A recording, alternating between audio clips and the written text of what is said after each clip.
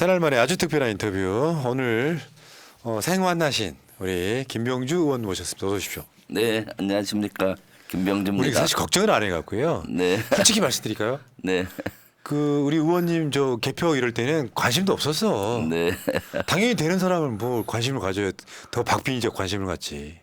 그래도 본인은 되게 긴장했죠. 예.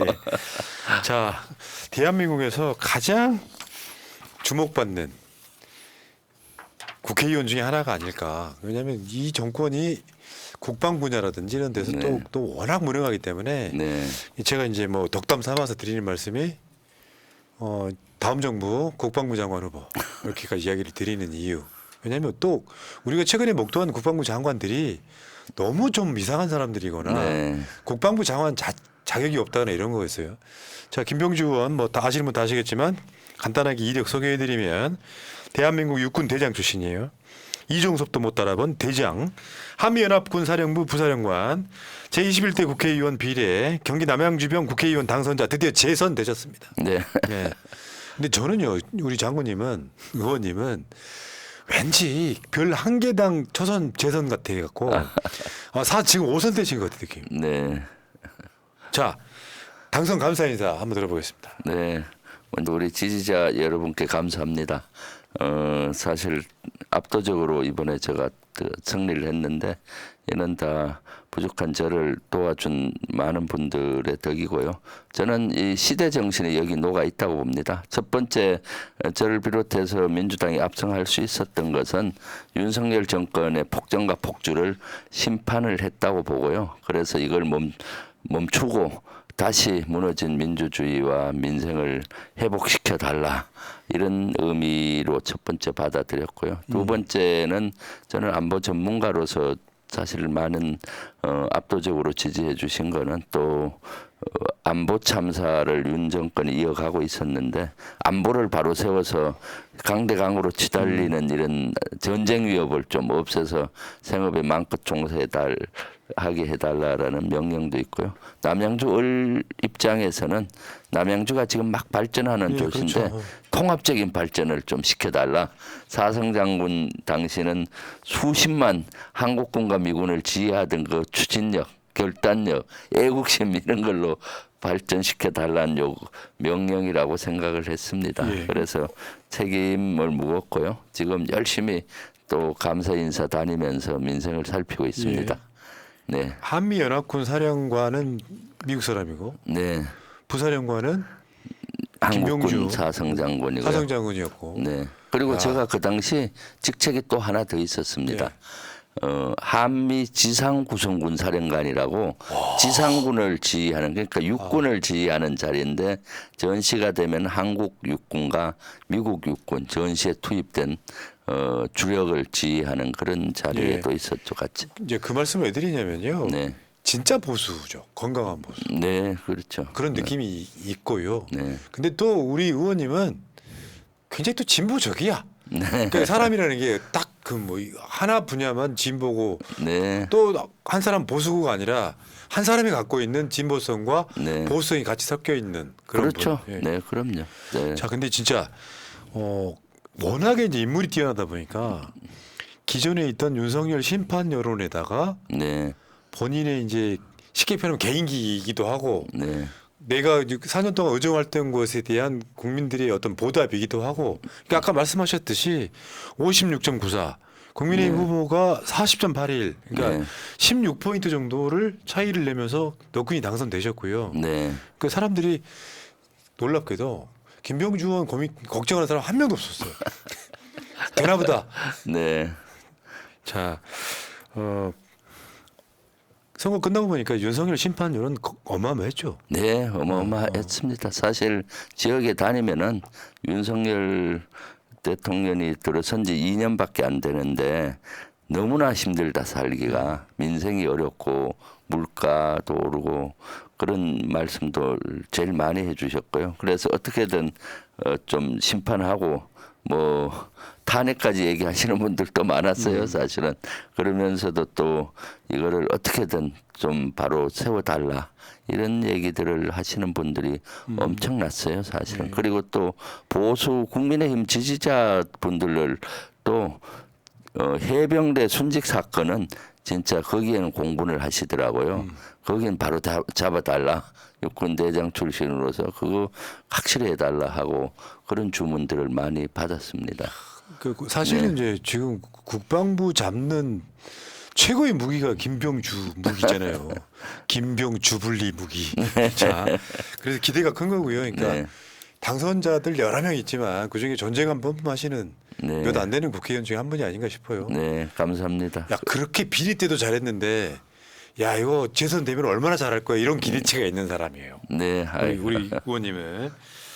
근데 이 선거 기간 중에 제일 힘들었던 거 혹시나 네, 말씀하실 게 있다면? 힘들었던 거는 본선 때는 두 가지였어요. 먼저 상대 후보 국민의힘에서 선거운동 시작과 동시에 삼보일배로 그래요? 읍소 전략을 했어요. 매일매일 삼보일배를 엄청나게 하는 겁니다. 그게 선거운동이 돼요? 그래서 처음에 저것이 되겠나 싶었는데 일부 동정론이 일더라고요. 그래서 고민스럽더라고요. 저 효과가 얼마나 클지.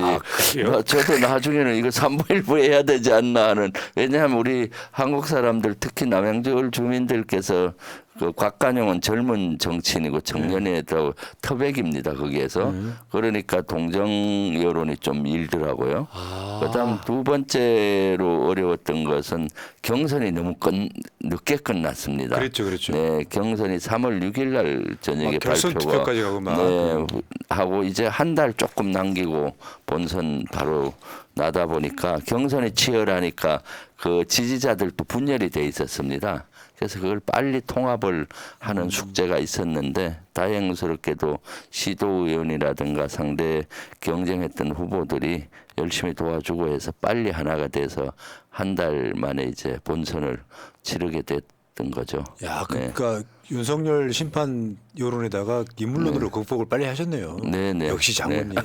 네. 경선 과정이 사실은 어려웠어요. 원래 그렇죠. 네, 어려웠는데 그때 새날에 제가 한 번 나오고 나서는 많이 도움이 됐다고 판단이 들어요. 그래요?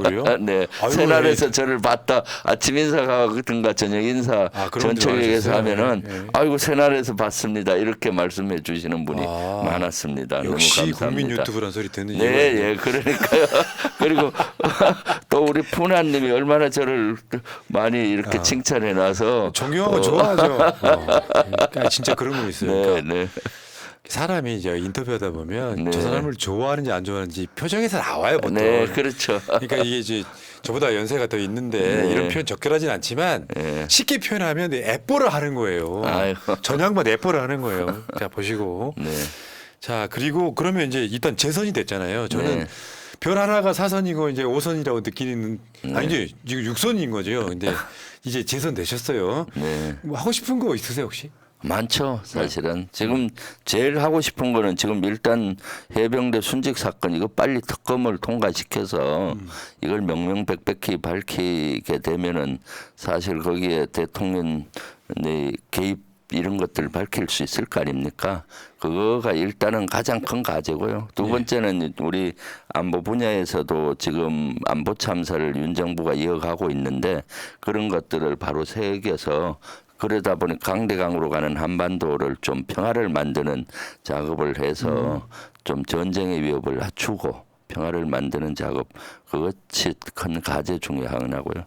남양주 을도 지역이다 보니까 실제 지역에 대한 이슈가 많습니다. 당장 전 교통에 대한 소요감 요구가 많아서 8호선 지하철 8호선이 이제 한 8월경에 별내역에 들어오는데 그걸 정상적으로 들어오게 하면서 또 별내 별가람역 연결하는 것부터 많이 산적한 문제들을 해결하는 과제들이 남아 있죠.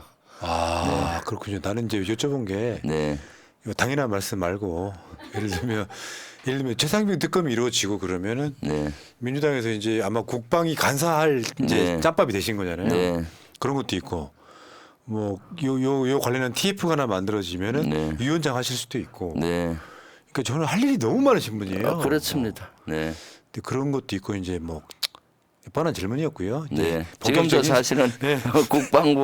국방위 간사 현재도 하고 있었고요. 아, 조선 때. 그렇습니까? 예. 네. 그래서 그러니까 할 뭐 일이 이제 많죠. 선수를 넘어서셨네 네, 보니까. 네, 예. 자, 그 본격적으로 한번 들어가 볼게요. 네. 우리 의원님의 육사 동기인 이종섭 전 국방부 장관이 내놓은 메시지 중에 최상병 특검은 적절하지 않다. 공수처가 빨리 수사해라 이런 얘기하고 있는 거예요. 네. 그 특검 맞겠다는 거잖아요. 네, 네. 저 말이 맞습니까? 아이, 어불성설이죠. 사실은 핵심 피해자가 여기서 수사해라, 뭐 저기서 해라, 마치 쇼핑하듯이 이렇게 얘기하는 것은 그 이야기는 한동훈이 한 이야기예요. 아주 부적절하죠. 피해자가- 여기 핵심 피해자가 무슨 그렇게 합니까? 지금 자숙하고 사실 반성하고 지금 양심선언을 좀 준비하고 해야 될 그런 이종섭 전 장관이 이렇게 얘기하는 거는 아주 부적절하고요. 사실 이런 것들은 국민의힘이라든가 윤석열 대통령실의 논리잖아요. 그러니까 그런 논리를 차용해서 이렇게 얘기하는 것은 아주 맞지가 않죠. 네. 그러니까 이거 있어요. 네. 공수처 쪽 입장에서는 수사를 아래 단계부터 네.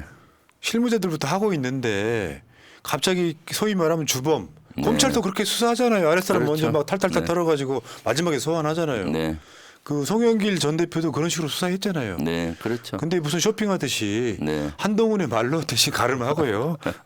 그리고 또 보면은 공수처 수사가 많이 지금 신뢰를 많이 잃었지 않습니까? 신뢰를 잃은 거는 여당과 대통령실 때문이죠. 왜냐하면은 이런 핵심 피해자를 사실은 호주 대사로 임명을 해서 도피성 해유성으로 도피시켰던 이런 것. 세도 공수처가 관여가 일부 돼 있고요. 한 예. 4시간만 조사했잖아요. 예. 그리고 출국 금지했는데도 불구하고 공수처에서 그걸 법무부에서 풀고 호주로 내보내고 이렇게 하다 보니까 수사를 대통령실이나 관련 부서에서 조직적으로 방해를 저는 했다고 보고 있거든요. 예. 그러니까 공수처가 제대로 된 조사를 하기도 어렵고 예. 현재 공수처는 공수처장이 공석이고 대리까지도 공석인 이런 상태니까 공수처 업무가 마비되다시피 위에 결심을 못하지 않습니까? 그러니까 당연히 공수처로서는 안 되고 빨리 특검을 가야 되죠. 특검을 가는데 사실 특검 가면은 제일 중요한 것이 통신 정보입니다. 예. 예를 들면은 7월 31일 날 11시 45분에 02로 온 용산에서 온 전화, 대통령실에서 이종섭 장관에게 온 전화 내용이 뭐냐, 누구한테 왔느냐, 그게 핵심이잖아요. 대통령이 했느냐. 그렇기 때문에 5월 달에 꼭 특검으로 가야 되는 겁니다. 네. 예. 네. 그래서 그래서 5월 달에 저희들은 꼭 특검으로 가려고 하고 있고요. 5월 2일 날 본회의에 부의가 돼서 꼭 통과가 되리라고 기대하고 있습니다. 예. 네. 자, 어쨌건 보니까 이제 아까도 이야기를 하셨지만 예를 들면 이종섭이 태도가 바뀐 것도 네. 있어요. 네, 그렇죠. 그 사건 기록 네. 해병대 수사단이 경찰에 넘긴 거를 회수해 간 거. 네. 회수만으로도 불법이더라고요, 그게. 네. 근거 없이 법적인 근거 없이 네. 내 짓이 아니다라는 얘기까지 지금 이종섭 측에서 나오고 있어요. 그러면 누구 짓이냐? 그러니까. 이거는 당연한 물음표가 생길 수밖에 없는 상황인 거지 않습니까? 예, 예. 수사에 개입해서 누구를 빼라 했던 거하고, 야 합법적으로 해병대 수사단의 수사 결과가 일반 민간 경찰에 넘어간 거를 법적 근거도 없이 가져왔을 때 누가 가져오라고 지시했느냐? 네. 두 축에서 지금 이종섭이 하나는 빠져나가고 있습니다. 그렇죠. 사실 그것도 경찰청에서 우리 해병대 수사단에서 넘긴 자료 8명을 가실치사 혐의로 해서 넘긴 자료를 국방부에서 해수해 왔잖아요. 해수해 온 과정에 이종섭 장관은 자기는 지시하지 않았다. 라고 얘기하는데 그러면은 대통령실이 사실은 재판 과정에서 관여됐다는 것들이 지금 밝혀지고 있잖아요. 예. 그러니까 거기에서 지금 이종섭 장관이 꼬리를 내리고 점점 양심선언 쪽으로 가는 것 같아요. 그래서 꼬리 자르기가 아니라 실제 머리 드러내기 전략으로 머리가 누군지 예. 써서 사실은 자기가 해수를 안 했다고 지시를 안 했으면 그 주체는 당연히 더 센 대통령실이란 걸 인정하는 꼴이 되는 거죠. 그리고 아마 이때 상상도 이종섭 전 장관이 해수하라고 지시할 경향이 별로 없었을 거예요. 왜냐하면은 이때 외국에 출장을 가 있은 기간이에요. 맞죠, 맞죠. 예, 그러니까 해외 출장을 가서 여기 시간대도 다르고 그리고 거기 아마 가면은 해외 출장 가면은 시간이 빡빡하지 않습니까? 그럼 그 사이에 이런 지시할 겨를이 없으니까 아마 대통령실 이런 데서 관여가 해서 이렇게 됐을 확률이 높은데 그동안 이런 얘기를 안 했잖아요. 네. 이제는 하나하나 본인이 자꾸 밝히는 것이 아닌가 하고요. 예. 이럴 땐 한꺼번에 다 양심선언 했으면 좋겠어요. 그러니까 사실은 VIP 전화 받고 그렇게 했다 하고 이렇게 양심선언을 하면은 아주 간단히 끝날 건데, 네. 그게 지금 제가 봤을 때는 제 본인의 책임을 빠져나가기 두 건 다 이종섭이 정점처럼 보이지만 그 위에 하나가 더 있기 때문에 네, 그렇죠. 그러니까 이건 내 짓이 아니다라는 말 속에는요 행간을 보면 네, 특검 사안이라고 말하는 것 같더라고요 내 입장에서. 네, 그렇죠. 일본 대한민국 대통령과 관련이 돼 있는 사항을 네, 일반은 하기 힘들고 네, 특검이 수사할 수밖에 없는 그 느낌까지 가서 야 이게 사실은 국민한테 내가 시킨 게 아니라 현직 대통령이 시킨 게 아니냐라는 걸 고발하는 느낌도 좀 들어갔고요. 네, 그렇죠. 근데 이제 이 의원님 이게 지금 아까도 잠깐 언급을 하셨는데 7월달 지나면 지금 통신 기록이 사라진다는 거잖아요. 네, 그렇죠. 그러면은 현재 주장은 그렇습니다. 그러니까 저기 지금 그 김규현 변호사의 이제 페이스북을 보면 네, 통신 기록 보존 기간은 1년이라 7월이 지나면 대통령실, 국방부, 해병대 등 관계자들의 통신 통화 기록이 모두 삭제됩니다. 그러니까 최상병 특검이 출범을 하려면 5월도 늦다 이런 얘기예요. 네, 그럼요. 과정이 있기 때문에. 네, 네, 근데 지금 최상병 특검은 민주당이 5월 달에 통과시키겠다고 공언해 놓은 상태잖아요. 네, 그러면 이게 과정이 있고 통과하고 폐결하고 하는 과정들이 쭉 있다가 보면 7월 달에는 이미 사라지고 없을 가능성이 있다 이 얘기잖아요. 네, 그렇죠. 방법이 있어요, 근데.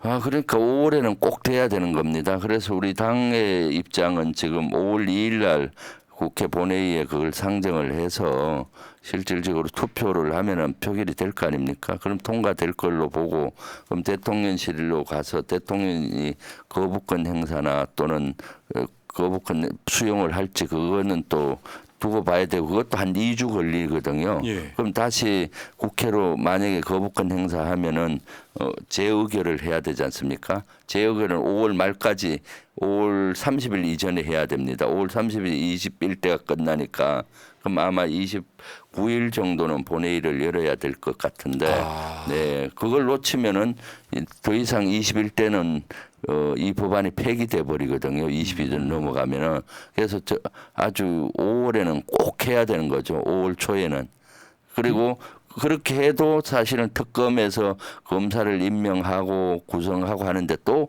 시간이 6월달 걸릴 거 아닙니까? 그렇기 때문에 이것은 아주 5월도 사실 늦은 감이 있지만은 그래도 5월은 꼭 해야 된다. 우리 당에서는 의지가 아주 강한데 아직까지 여당에서 합의는 안 해주고 있는 것 같아요. 네. 그렇지만은 이번 총선의 민의가 얼마나 거센지를 국민의힘도 알기 때문에 그 내부에서 특검 가야 된다라고 목소리가 나오기 시작하잖아요. 안철수 의원이라든가 뭐 조 의원이라든가 일부 의원들도 나오기 때문에 이것은 5월 초에 이 가능성이 있지 않겠나 하고 생각하고 예. 저희가 절박한 심정으로 기자회견도 하고 뭐 여러 가지 노력을 하고 있습니다. 그러니까 일단은 이 사실을 민주당도 알고는 있다. 네, 그러니까 네. 가급적이면 통신 기록이 사라지기 전까지 특검을 네. 출범을 시키고 네, 쉽게 표현해서 압수수색하는 거잖아요. 그럼요. 네. 그러면 용산 대통령실에서 직접 어디로 전화를 했는지 같은 것들이 네. 다 밝혀진다 이런 얘기예요. 그럼요. 전화하고 그때 전화 내용이 뭔지 뭐 이런 것들이 밝혀질 거 아닙니까? 예. 그것을 밝혀지지 못하면은 나중에 특검을 하더라도 이걸 명확히 밝히기 어렵지 예. 않죠. 어렵죠. 지금 어제도 보니까요. 민주당이 최상병 특검 여야 합의로 통과시키자 이러느니 네. 반대표 몇 사람 나오고 이러느니 그러면서 이제 최상병 특검 통과 전국이 시작됐어요. 네, 그렇죠. 어제 당선자들 이렇게 네. 이게 총 100명이 넘더라고요. 네, 저기에만 이름 올린 사람들이. 네, 근데 이거 하면서 이제 특검 전국으로 돌입을 했단 말이에요. 최상병 특검. 그러니까 윤석열 총선 이후에 윤석열 정권의 몰락의 시작점이에요. 네, 그렇습니다. 오히려 이거를 그냥 윤석열 정권이 쿨하게 받아들이고 진상 규명하자고 나섰다면 모를까 네. 계속 덮어왔기 때문에 민의의 힘으로 지금 민주당 국회의원들이 야 국민의힘 니들도 같이 하자 네. 이 이야기한 거죠. 이 심리전 한 거죠 사실. 아, 그렇습니다. 저도 이날 참가해서 했는데 네, 실제 서명한 인원도 많고 그날 참석 인원도 한 30명 아주 많이 왔었고 당선인들도 왔었고 이번에 선거에 또 당선 안 되신 지역위원장들께서도 오셨더라고요. 그 정도로 이제 이것을 꼭 관철을 시켜야 되기 때문에 우리 당 차원에서 최선의 노력을 다 하고 있습니다. 예. 네. 그 전망 어떻게 보십니까? 저는 뭐 국민의힘에서 받아들일 거라고 봅니다. 왜냐하면 밀려서 어쩔 수 없이 받아들이게 되겠죠. 그렇기 때문에 국회를 통과하는 것은 별 문제가 없을 텐데 윤석열 대통령이 과연 거부권 행사를 할 것인가 수용할 것인가가 문제인 것 같아요. 거부권 본인과 연관이 되기 때문에 만약 여기에서 위법한 사항이 밝혀진다면은 실제 거대한 국민적인 이런 탄핵이나 이런 것들로 갈 확률이 많잖아요. 그런 촉발점이 될 수 있기 때문에 거부권 행사를 저울질하지 않을까 생각하는데 윤석열 대통령이 정신을 좀 차렸다면은 민의를 받아들여야 되는 거죠. 국민의 뜻을 그대로 받아들이고 겸허히 받아들이고 특검을 수용을 해서 명명백백히 밝혀야 되고 잘못한 지점이 있으면 또 거기에 합당한 책임을 져야 되는 거고요. 그것이 대통령의 자세인 거죠. 네. 아마 윤석열로부터 민심 위반이 많이 이루어진 측면에는 네. 자기 부인 특검법 거부하고 이런 것도 있잖아요. 네.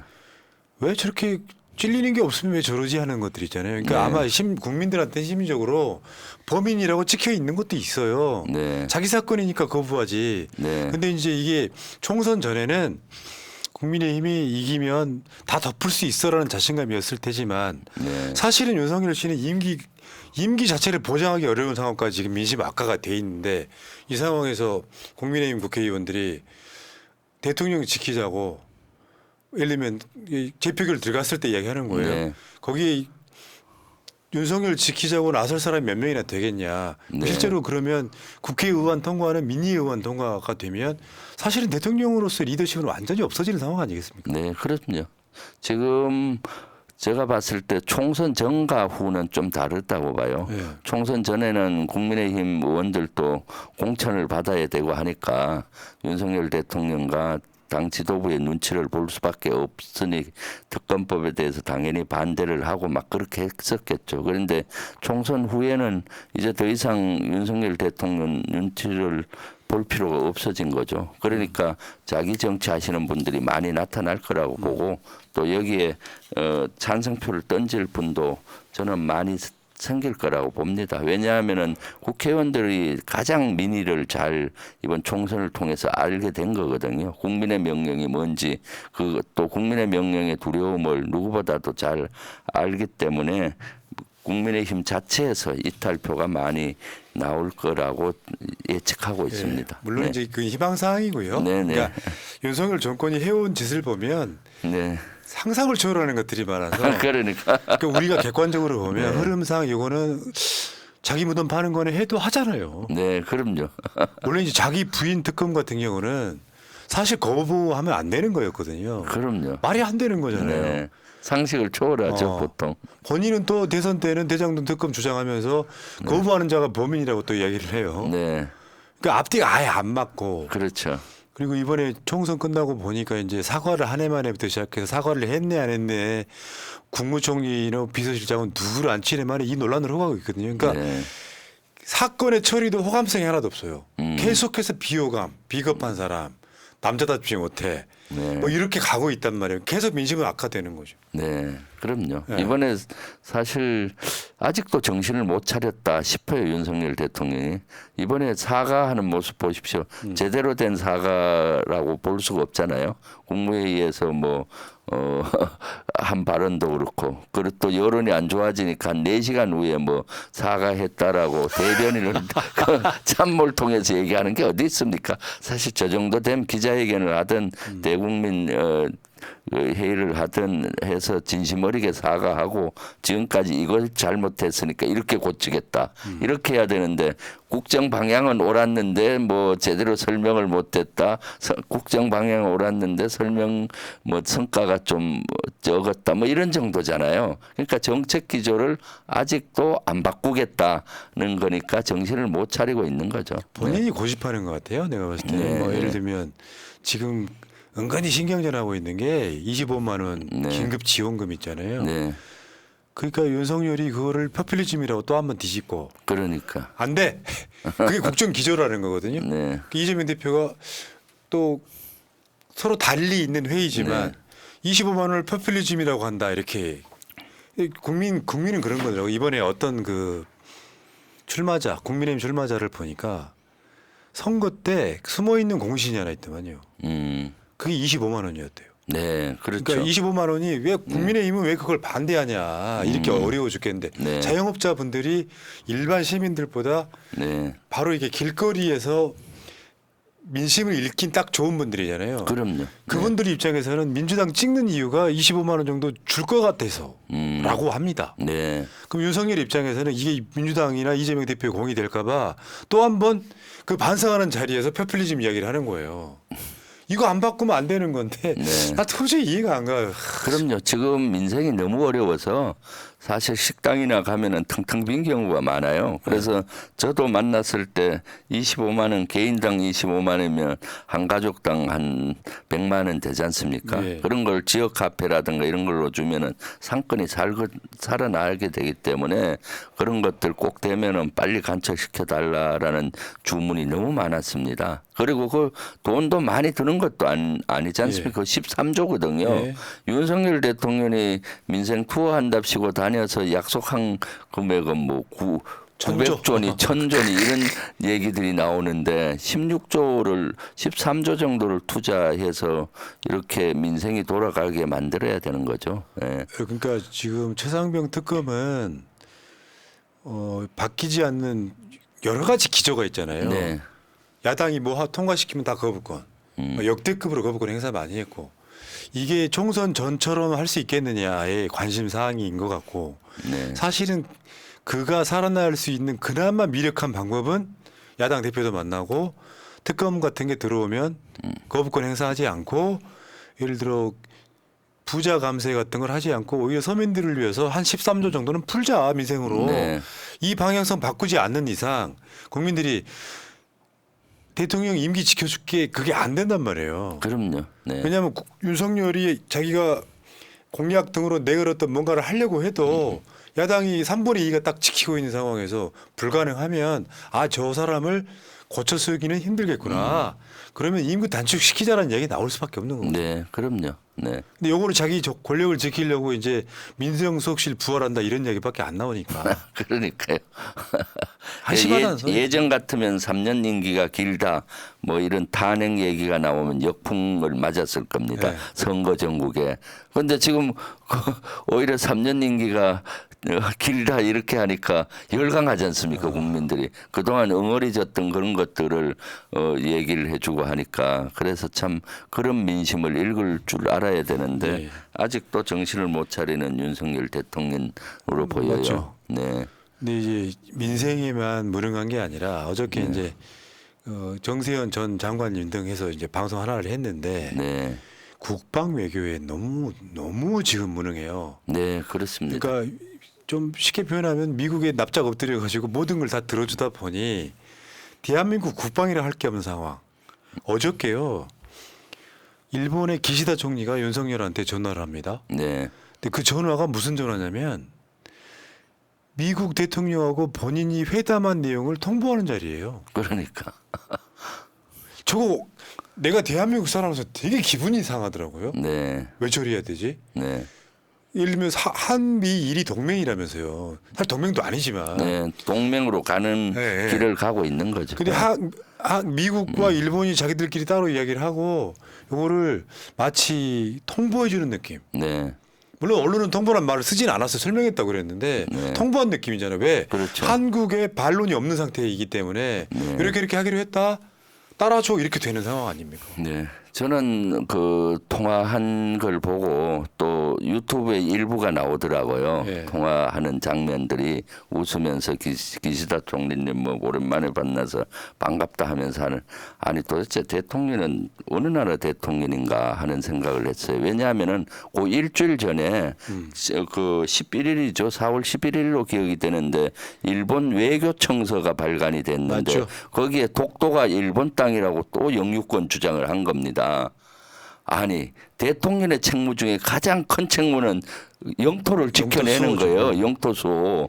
그런데 우리의 영토인 독도를 일본 땅이라고 일본이 주장하는데 아니 그것도 일주일도 채 안 돼서 통화하면서 희낙낙하는 것 같이. 열받아. 이게 저는 그거 보면서 도대체 배할 도 없냐. 저 도대체 대통령이 어떻게 저렇게 할 수 있냐. 그걸 따졌어야 되는 맞죠, 거죠. 맞죠, 그걸 따져야 되는데 그런 것들이 너무나 참 의의가 없는 것이고요.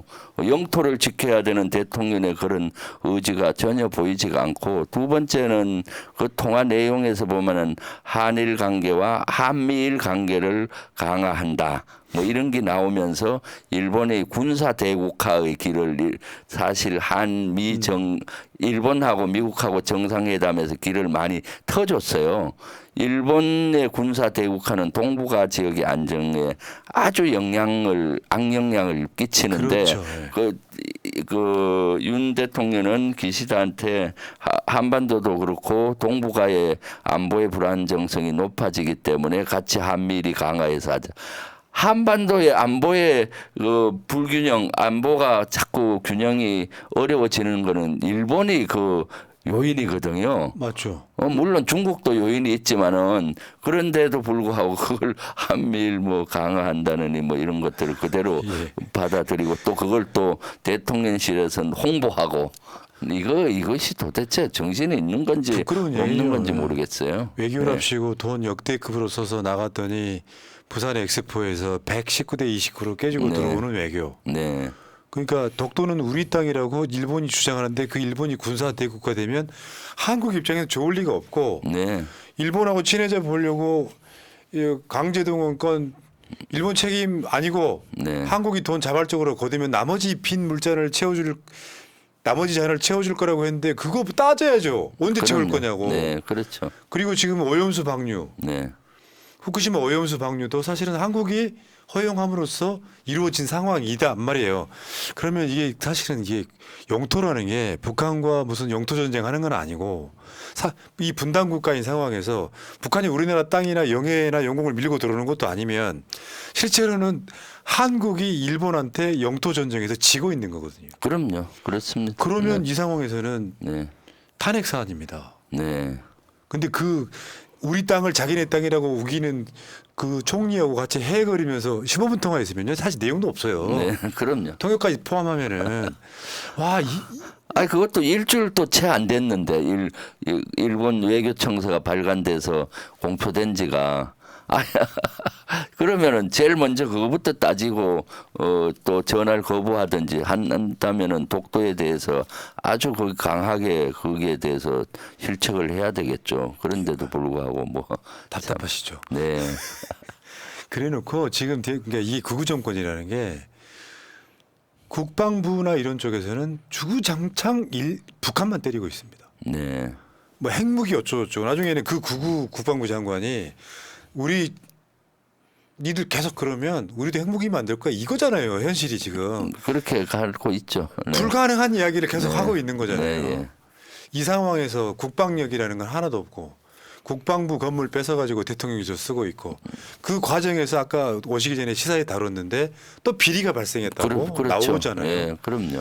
네. 와 그러니까 이게 뭐 한두 군데가 아니라 수십 군데에서 그냥 네. 구멍에 줄줄줄 물이 새고 있는 거죠. 그럼요. 대통령실 용산 졸속기전 당시에 그 취임도 하기 전에 취임하는 날 옮기려고 하다 보니까 이 당선인 자격이 있을 때 했잖아요. 인수위 때. 그러니까 한 2달 만에 하다 보니까 모든 걸 수의계약으로 거의 다 했어요. 네. 거의 다. 물론 군사 보안 시설은 수의계약하는 경우도 많이 있는데 그러면서 특혜 논란이 계속 문제가 제기가 됐었거든요.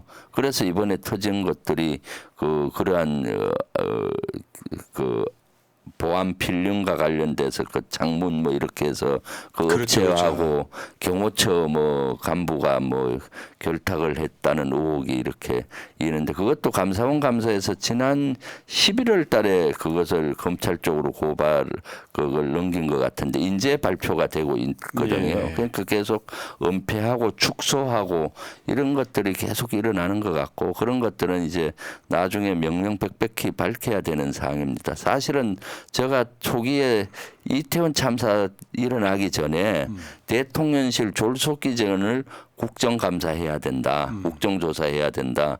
해서 국정조사로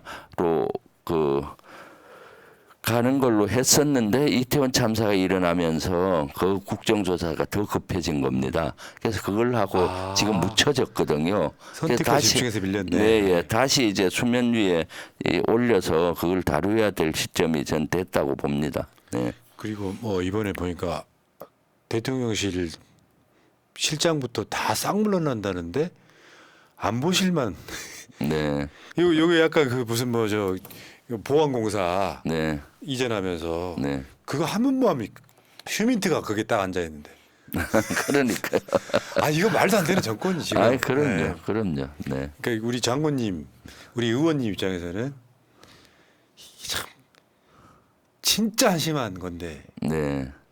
이거를 지금 뭐 성질 같아서는 국민들 민의 같으면 딱 멱살 잡고 끌어내리고 싶은데 절차와 과정이라는 게 있어서. 그럼요. 네. 근데 그 시작점이 최상병 특검인 건 맞는 것 같아요. 네, 그렇습니다. 이것이 특검이 되면은 대통령이 위법한 행위를 했다는 것이 만약에 밝혀진다면은 그것이 총 시발점이 되리라고 저는 봅니다. 네. 네, 법을 완벽히 위반한 것이 나오면은 그것은 사실은 특검 사유로 갈 수가 있고 그것이 총매제가 될 거라고 보기 때문에 지금 어떻게든 5월달에 특검을 해야 되는 거고. 그런 거죠. 그리고 국민의 뜻도 저는 그것이 명령이라고 맞죠, 저는 맞죠, 봅니다. 이번 총선에 나타난 민의가. 네. 그 윤석열 정권의 실정에 대한 진상 규명 총선이었다. 네. 그러니까 뭐 그게 이제 무슨 방법상의 특검이 될지 진상조사가 될지 수사가 될지 뭐 국정조사가 될지 모르지만 네. 전체적으로 전방위적으로 다 망가졌기 때문에 네. 각 상임위별로 윤석열 정권의 비리, 무능, 부패, 범죄 이런 것들을 찾아내는 일이 22대 국회의 첫 번째 임무가 아닌가 싶어요. 네. 그렇습니다. 그중에 국방이 좀 네. 지금 우리 의원님은 국방위 말고 다른 상임위 가실 그런 계제가 아니잖아요. 네, 그럼요. 국방위를 해야 됩니다. 그래서 지금 국민의 명령인 최상병 특검부터 해서 풀어야 될 게 한두 개가 아니죠. 네. 우리 의원님 인터뷰하니까 마음이 좀 듬직해집니다. 아이고 감사합니다. 이런 분이 민주당 국회의원이라니 이분이 국민의힘으로 갔으면 어쩔 뻔했냐 하는. 우리 저는 푸나님 만나면은 네. 말이 절로 나오고 네. 기분이 좋아집니다. 그러니까 이것도 이제 브로맨스라고 하는데. 자, 뭐 너무 예상을 했기 때문에 큰 기쁨은 없습니다만 이제 재선 의원 김병주를 볼 수 있게 됐고요. 21대 때 존재감 빛나는 베스트 5 안에 들었던 분 재선 의원 되시면은 네. 베스트 3 안에 드시기를 네. 바라겠습니다. 알겠습니다. 마지막으로 새날 가족들한테 인사 네. 아이고, 마무리 인사하십시오. 네, 새날 우리 시청자 여러분 감사합니다. 사실 총선의 어려운 국면에서 저를 또 많이 도와주시고 지지해 주시고 또 우리 민주당이 압승할 수 있도록 여러분들이 힘을 모아 주셔서 너무 감사하고요. 그 뜻을 잘 명심하고 22대 때 윤석열 정권의 폭정과 폭주를 막고 무너진 민생, 민주주의, 안보 참사, 외교 참사를 바로 잡는데 최선을 다하겠습니다. 그리고 우리 푸나님도 너무 감사하고요. 이런 여론을 새날이 만들어주고 있어서 그렇습니다. 사실 윤석열 정권 들어서 언론 장악을 하기 위해서 많이 노력을 내서 지금 그럼에도 불구하고 새날이나 이런 유튜브에서 열심히 이런 정보를 알려주고 같이 예. 한 목소리를 내줘서 저는 개인적으로 너무 감사하게 생각합니다. 네. 예. 우리 의원님 믿습니다. 아, 감사합니다. 네, 네. 자, 살다 보면 좋은 날님, 주불리 김병주 의원님 당선 축하드리고 기대가 큽니다. 김병주 화이팅 하시고요. 사진관 서학동님 민주국가에 오신 것을 환영합니다. 자, 든든한 분 이제 국회에서 좀 더 열심히 일해서 이분이 또 4년 동안 열심히 일해가지고 네. 지금 또 국회의원 되시고 그러면서 아마 그때쯤에는 민주당 후보가 들어서 있을 거예요. 그렇죠. 네, 그걸 자, 기대합니다. 지금 제가 봤을 때 22대 국회는 역대급 국회가 될 가능성이 높습니다. 네. 정말 치열한 전쟁이 일어날 가능성이 높다. 네. 열심히 싸워주십시오. 네, 감사합니다. 믿습니다. 네. 자, 오늘 방송 마치고요. 유미유미 TV님 언제나 감사드립니다. 푸나님 멋쟁이 최고셨고요. 감사해요, 유미님. 자, 물러가겠습니다. 고맙습니다. 네, 충성 예. 감사합니다. 민주주의 평화 통일 다 죽어간다. 이대로는 놔둘 수 없다. 자, 다시 한번 해보는 거야. 자, 다시 한번 싸우는 거야. 자, 손 맞잡고 어깨를 걸고 우리 함께 이기는 거야. 자, 다시 한번 해보는 거야. 자, 다시 한번 싸우는 거야. 자, 손 맞잡고 어깨를 걸고 우리 함께 이기는 거야. 자, 다시 한번 해보는 거야. 자, 다시 한번 싸우는 거야. 자, 손 맞잡고 어깨를 걸고 우리 함께 이기는 거야. 자, 다시 한번 해보는 거야. 자, 다시 한번 싸우는 거야. 자, 손 맞잡고 어깨를 걸고